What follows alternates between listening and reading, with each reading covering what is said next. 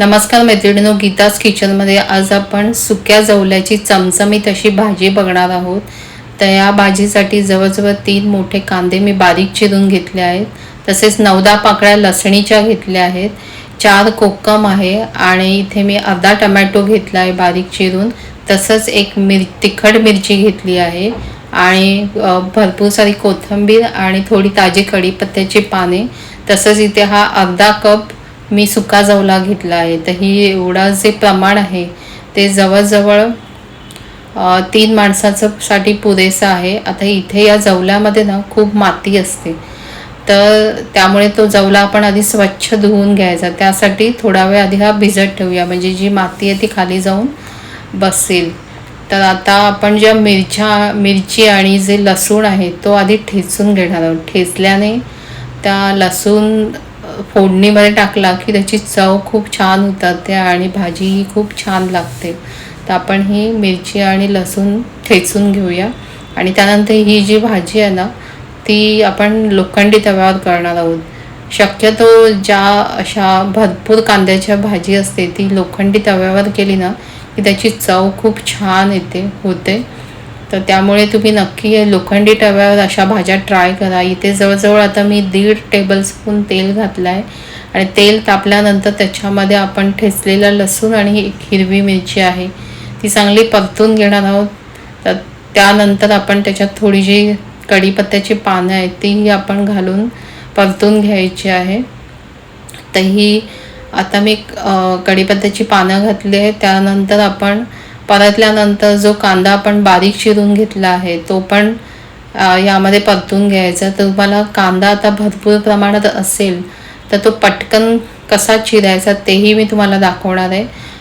त्यामुळे तुमचं काम खूप लवकर होईल, कारण बऱ्याच साऱ्या रेसिपीना कांदा भरपूर लागतो. कधी बिर्याणीला पण भरपूर कांदा लागतो. तर त्यामुळे तो कसा पटकन चिरायचा तेही मी तुम्हाला दाखवणार. अगदी काही मिनटातच तो चिरून होतो. आता आपण हा कांदा आहे तो चांगला आधी परतून घेऊया आणि तो सॉफ्ट लवकर होण्यासाठी त्याच्यामध्ये मी 1 चमचा मीठ घालणार आहे. पण मीठ घालताना इथे जपूनच घालायचं आहे, कारण कांदा शिजला की तो आवळतो आणि कमी होतो. आणि दुसरं म्हणजे आपला जो जवला आहे सुका जवळा त्याच्यातही मीठ असतं. तर त्यामुळे आपण मिठाचं प्रमाण योग्य ते घालायचं. आता इथे मी थोडासा मऊ झाल्यानंतर यातच टमॅटो घातला आहे, तोही चांगला परतून घेणार आहे आणि तोही सॉफ्ट होईपर्यंत परतवायचा आहे.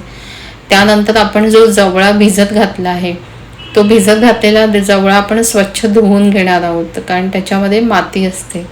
तर आता मी इथे हा जवळा पिळून घेतला आणि ह्याच्यामध्ये बघा खाली माती बसलेली तुम्हाला दिसत असेल, एवढी माती असते.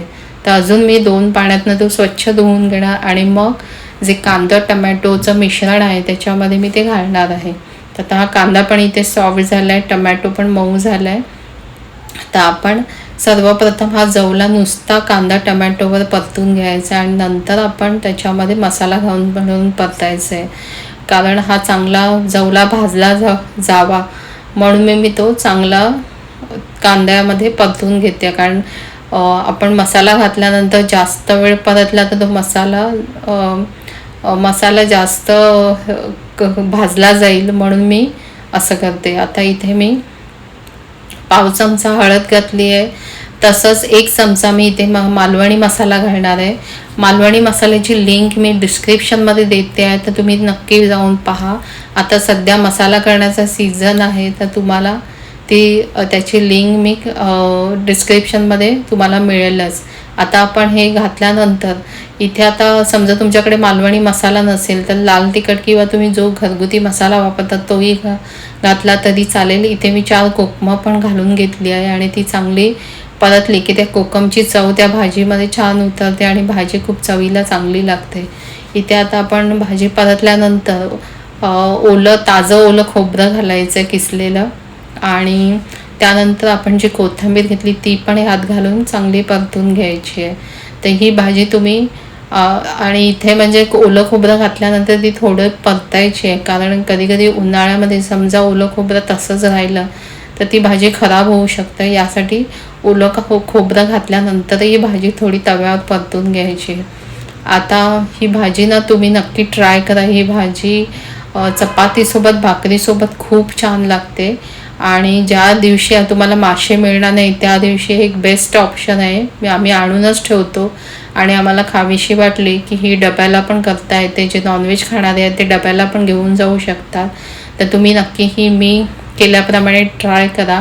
आणि भाजी कशी झाली आहे ती कमेंट्स करून सांगायला विसरू नका. आणि माझ्या व्हिडिओला लाईक, शेअर आणि सबस्क्राईब करा. तोपर्यंत धन्यवाद.